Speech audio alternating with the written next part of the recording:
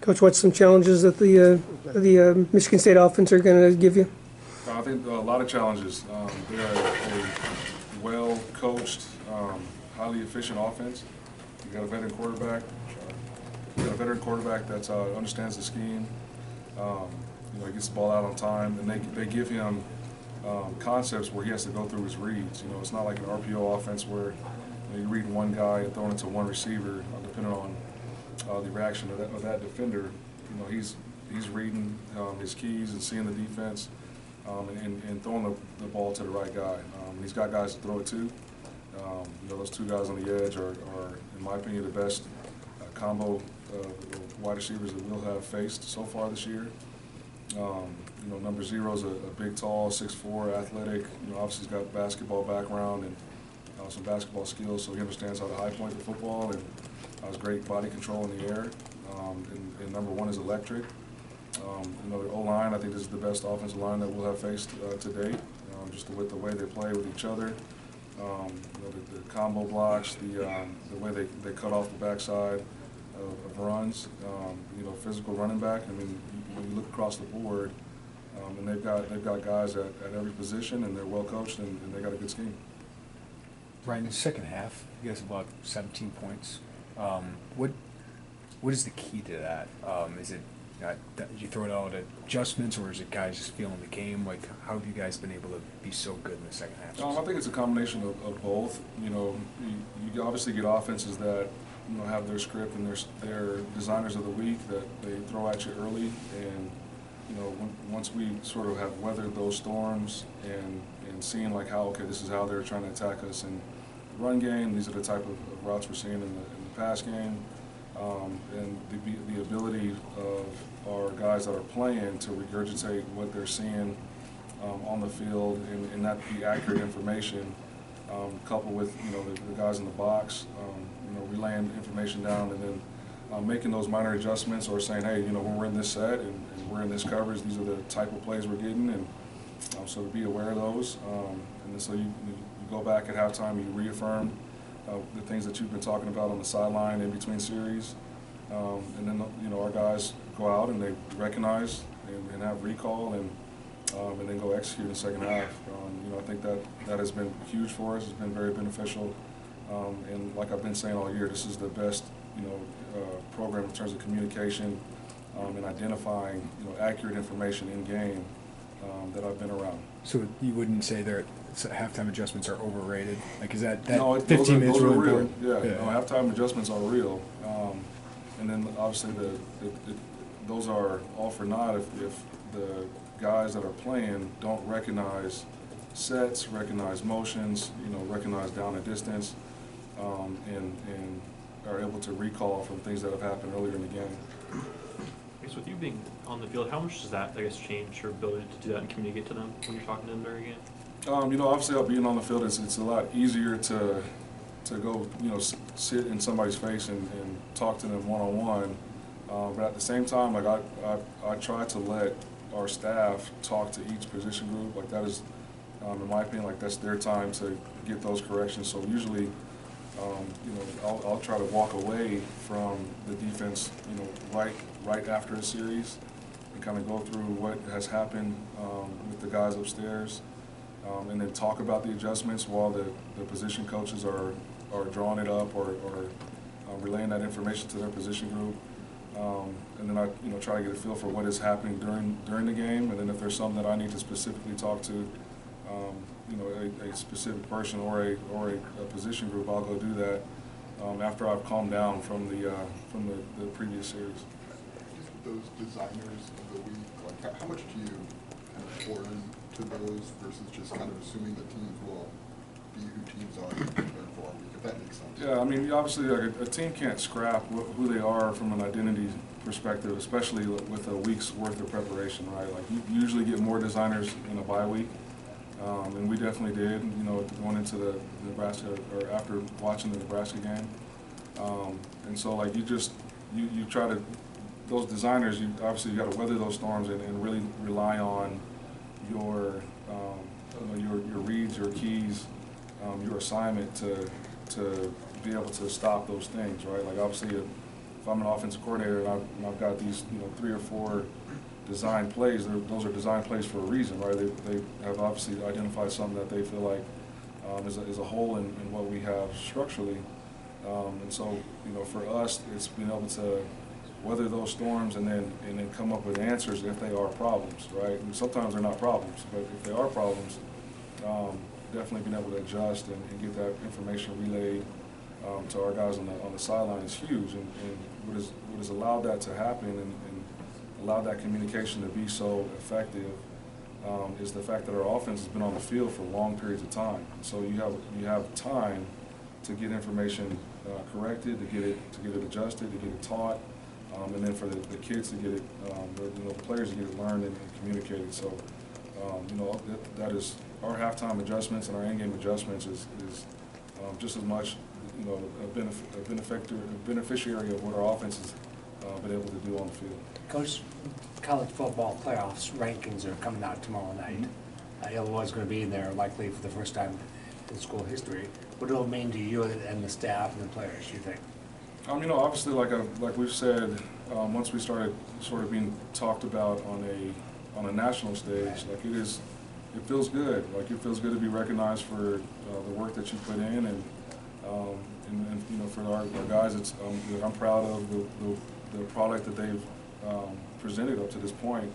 But at the end of the day, like we still have goals, we still have things that we're trying to accomplish, and so the focus is not on the ranking, it's not on hey, this is the first of first, and we haven't done this in a long time. Like those are all great, and it's definitely something to be proud of in the moment.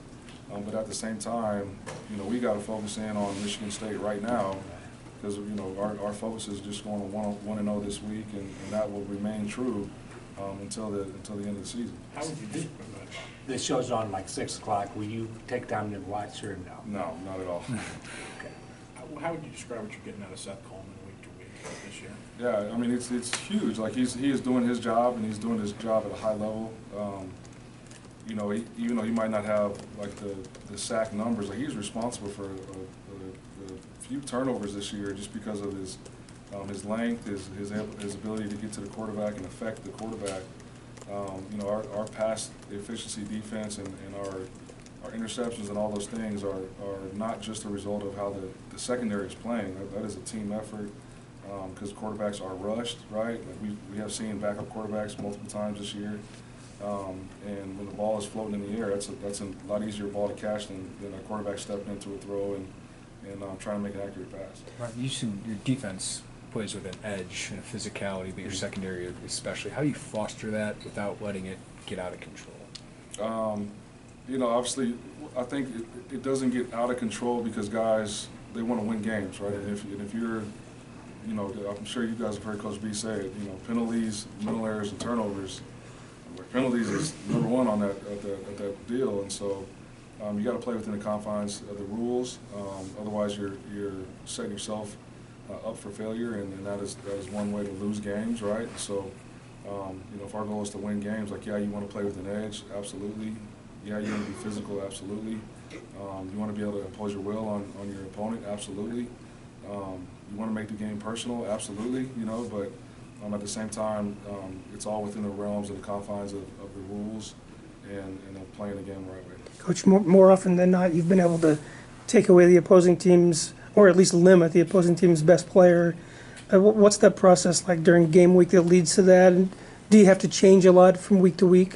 We haven't really changed in terms of schematically what we're doing. We might have tweaked matchups, right, to make sure that who we feel like is our best matchup against their best matchup. Like we try to do those things and try to identify like, okay, this, like last week, right? Number 3 was obviously their best wide receiver. They like to stretch the ball down the field with him. The explosive plays came through him, and so we put Spoon on him. And when he was out on the edge, and Quan covered him while he was in the slot, and I guarantee you, Kendall knew where he was at when he was in the post, and so. You pay attention to those things and you identify what would set you up to be successful or give you the best chance to have success. But at the same time, like I feel like we're confident enough in our players. Like we have good players here. I think that kind of gets lost sometimes. Like, you know, I was joking with the defensive staff, you know, before the game. Like, I'm confident on game days because we got players. Like, we got good players. And so as long as we're not putting them in positions that are compromising in terms of what their, you know, run responsibility or their pass responsibility is, then we've got trust in them to go be who they are and to go make plays. Maybe to point you out, offense sometimes goes into 4-minute mode in that fourth quarter several times this season, just having the lead, knowing all they got to do is flip the field, give it to you and your defense. You guys take pride knowing that it ultimately will come down to you guys in that fourth quarter when they do ultimately do that? Yeah, I mean, we take pride in being on the field and playing the game, no matter what the scenario or the circumstance is. I do feel like we're playing a really good team football right now, complimentary football. You know, we get a turnover and put it in the red area last week, and they scored a touchdown, like right now. You know, we had a mishap and turned the ball over, and we gave it back to them right now. And so, you know, all those things kind of go hand in hand. I talked about earlier being able to adjust on the sidelines is large part because of how our offense is possessing the football and moving the chains. And so, you know, that is the beauty of what this culture is, what Coach B has his vision of family. Like, that is real. Like, I've been at places where people preach family and preach togetherness and camaraderie and culture, but we live it. We live it every day.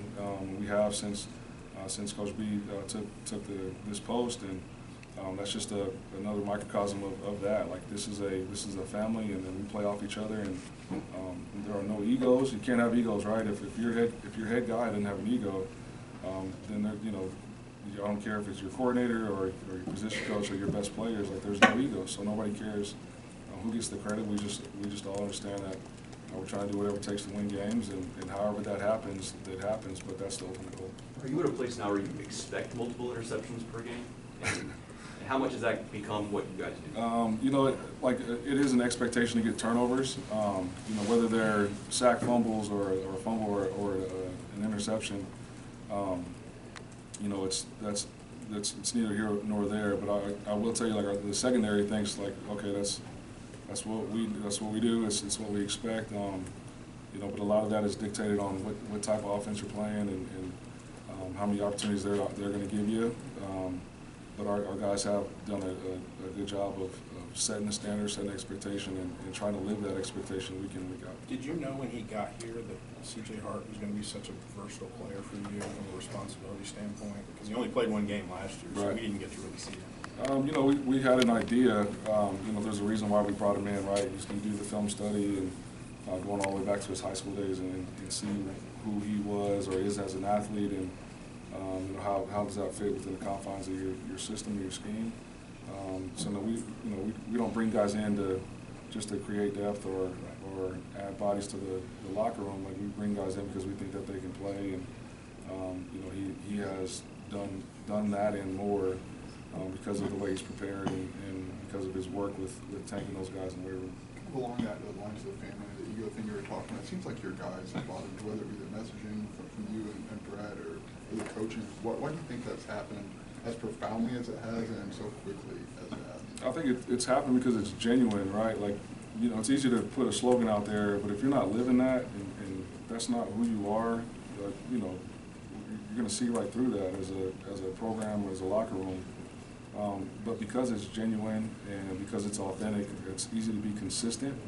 And I think consistency, it builds trust, it builds belief, and so I think that's why there's been such a buy-in, and it's so tangible, and you can feel the culture, you can feel the family aspect, and I think that's because it's genuine, it's authentic, and it's consistent.